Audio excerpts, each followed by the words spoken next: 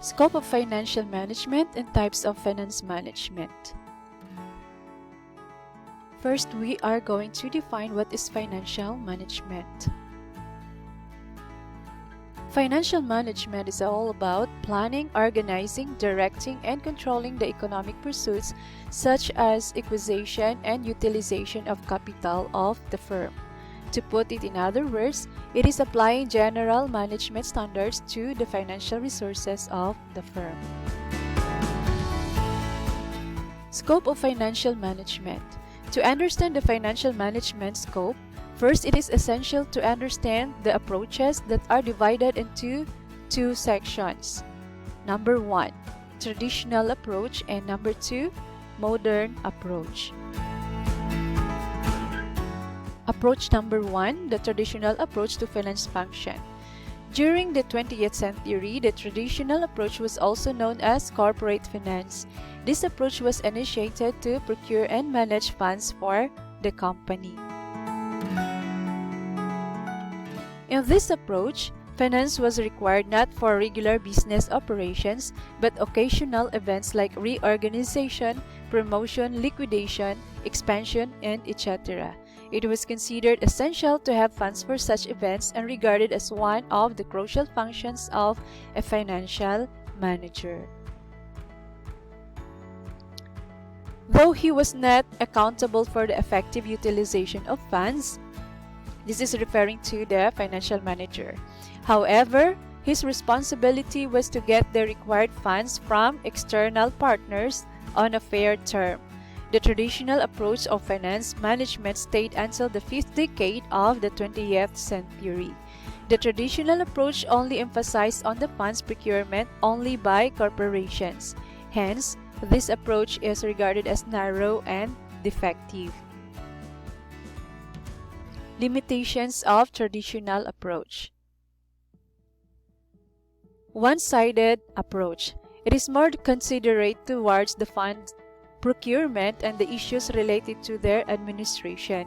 However, it pays no attention to the effective utilization of funds. Gives importance to the financial problems of corporations. It only focuses on the financial problems of corporate enterprises, so it narrows the opportunity of the finance function. Attention to irregular events. It provides funds to irregular events like consolidation, incorporation, reorganization, and mergers, etc., and does not give attention to everyday business operations. More emphasis on long-term funds. It deals with the issues of long-term financing. So best example for this is applied to our school's MOOE sa DepEd because it is long-term. No? Yung mga budget natin sa school, by quarter ang pag-release. So that is one example of traditional approach. Approach number 2, the modern approach to finance function.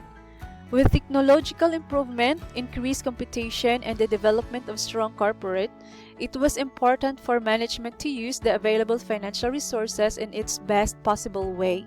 Therefore, the traditional approach became inefficient in a growing business environment. The modern approach had a more comprehensive analytical viewpoint with a focus on the procurement of funds and its active optimum use.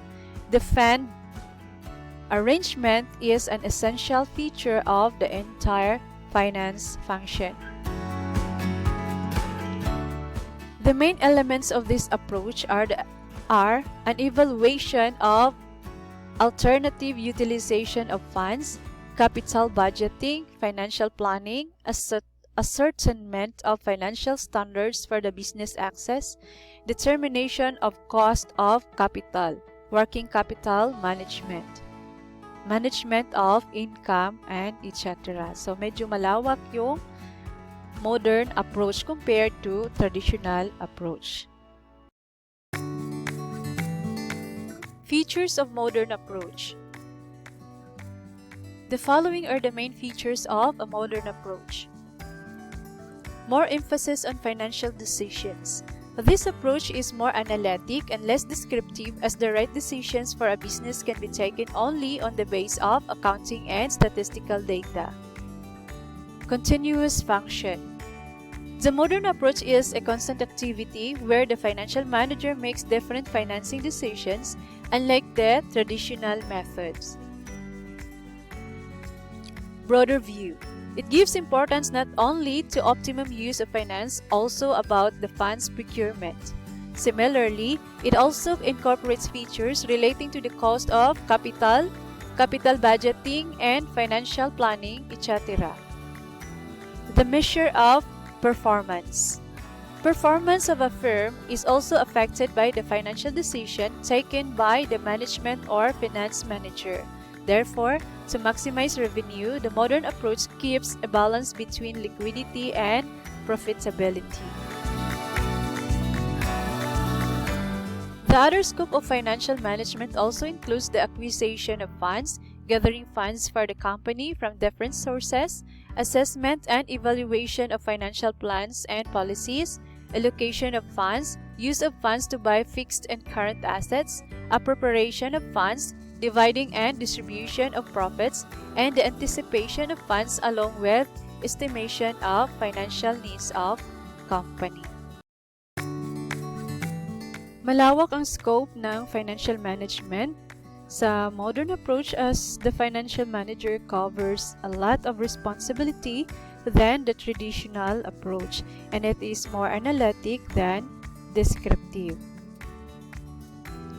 We are done with the scope of financial management, so let's proceed to the three types of financial management. So we are asked here, what are the three types of financial management? A great financial report of any organization mostly depends on how various types of financial management decisions are undertaken. It is wisely said that a well-financial managed company will always have a solid balance sheets and great books of accounts, which you might like to revisit it multiple times. Let us see the three types of financial management decisions which every company needs to take it seriously, and every action requires a perfect timing to take place.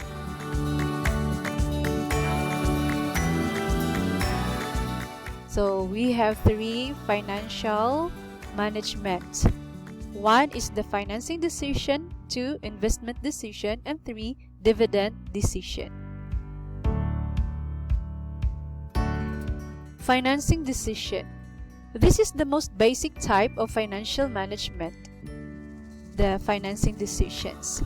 Financial decisions are made in connection with the raising of funds, identifying multiple sources of funding, as well as the amount of money to be raised from long and short-term sources is part of the process. As part of the financing decision, the financial management evaluates the cost of capital and financial risks associated with various choices, and then determines the percentage of money to be obtained from shareholders' funds and borrowed funds. A company can raise long-term finance in two ways: through the use of shareholder cash or through the use of borrowed capital. Investment decision. The second most popular financial management type is investment decision. Investment decisions are financial decisions made by management to allocate funds to various assets with the goal of generating the greatest potential returns for the investors. It entails analyzing a variety of potential investment possibilities and picking the most advantageous ones. Investment decisions might be made for the long run or for the short term. Dividend decision. Dividend decisions are financial decisions that are made in relation to the distribution of a company's share of earnings to its shareholders in the form of dividend payments. Whenever possible, dividend choices should be made with the broader goal of maximizing shareholder value in mind. Choosing the amount of profit, after tax to give to shareholders as dividends, and the amount of profit to maintain in the firm for future growth is what the dividend choice entails, as the name implies. These types of financial management are mostly responsible to build techniques to enable the organization to stay profitable without any effect by natural disaster or changes in the price due to currency difference. At the same time, taking best insurance plan with right benefits and proper protection amount for an organization is also important to limit the organization's threats against rest of lawsuits. That's the end of the 12 minutes presentation of my report. Thanks for listening and God bless.